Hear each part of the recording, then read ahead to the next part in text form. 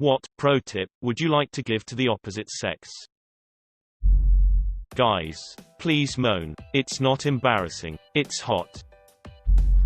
Only a Sith deals in absolutes. Don't lie to me. Whether or not that hurts how you think I think of you, it doesn't. If you can't tell somebody you care about something without them dropping you, they don't care about you. No vaginal after anal anything. You will give an awful ooty if you do this. I'm about to come does not mean change the rhythm. Show interest. Not even sexually. Just showing genuine interest in me as a person is often enough to make me fall for you. You don't have share the same hobbies as your partner, just as long as you appreciate their enthusiasm about it and respect the time they dedicate towards it. This really goes both ways. Stop rubbing the clit so hard. Stop making a big deal of me not being wet enough. If you don't stay hard we laugh it off. So stop getting annoyed at me for having issues sometimes. If you find a beautiful individual, smart and funny, don't instantly assume they're off limits. They could be quite lonely. Applies to both genders. Please don't smack my vagina, or rub my clit like a damn DJ. Ouch. Wash your ass. Do not be embarrassed to use the restroom before bedroom activities. No one wants to pretend they can't smell that smell. Excusing yourself to wash is never going to be an issue. This goes both ways. Men should make more noise. This is hot as hell when they make us see how they feel good during sex. The entrance is further down than you think. By like a lot. Like you haven't even passed my balls yet. Don't accept drinks from strangers. To guys, we also love when you moan and make noise during sex. Obviously not over the top, but it's nice to hear you enjoying it as well. Be active. I don't want to f someone who's just laying there. So remember, kids, necrophilia isn't just boring, it's also a crime. We do not control unexpected boners. They surprise us just as much as they surprise you. That article you read about how some guys like a bit of teeth in a BJ was lying to you.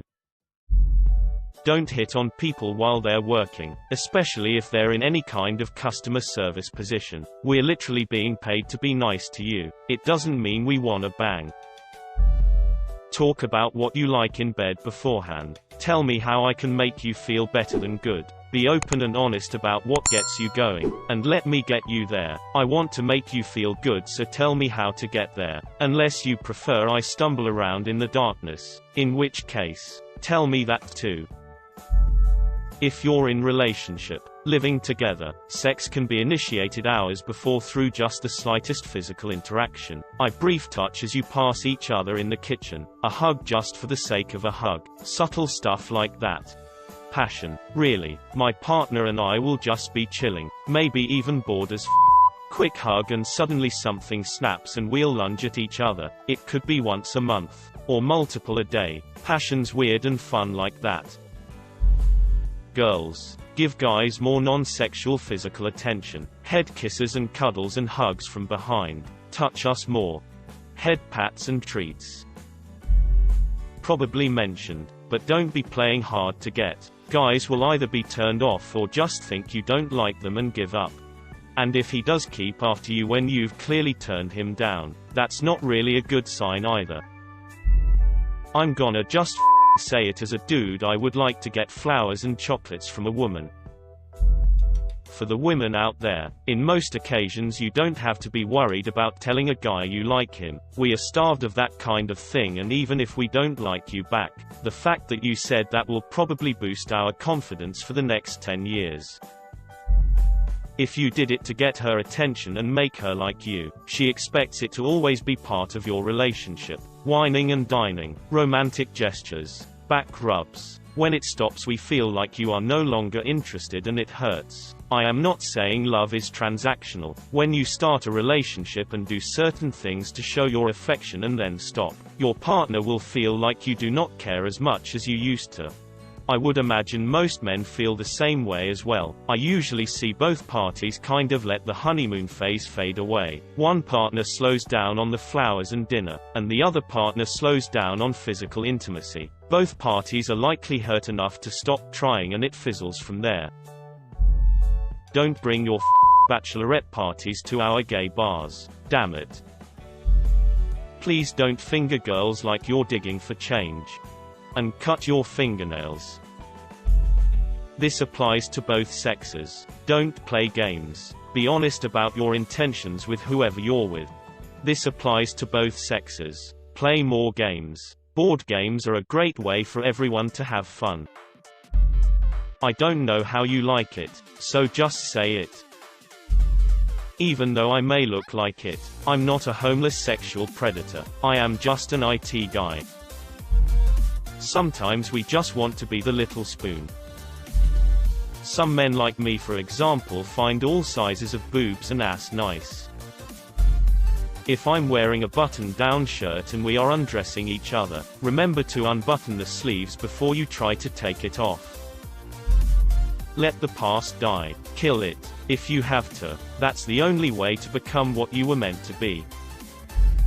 Always salt your pasta before boiling. It's okay to be single. Being alone doesn't suck that badly, and everyone asking you why you're single can shove it. This advice goes to those in a relationship that think being alone would be worse, and those that are single and feel pressured to not be. It's worth it to wait and find someone you're actually happy with, even if it's only for a night. Pretty sure this advice is good for people of whatever gender, but so is most of the advice I've seen in here. Guys, keep a trash can in your bathroom if you ever expect her to come over a second time. Managing her period is hard enough without having to come out and publicly ask you where you want her to dispose of her trash. No girl wants to walk that shit to the kitchen. Ladies, take your trash out with you when you leave. The guys are rightfully disgusted by what they find weeks later in the line. Lidded can they've all committed to get for you, but that otherwise rarely gets used.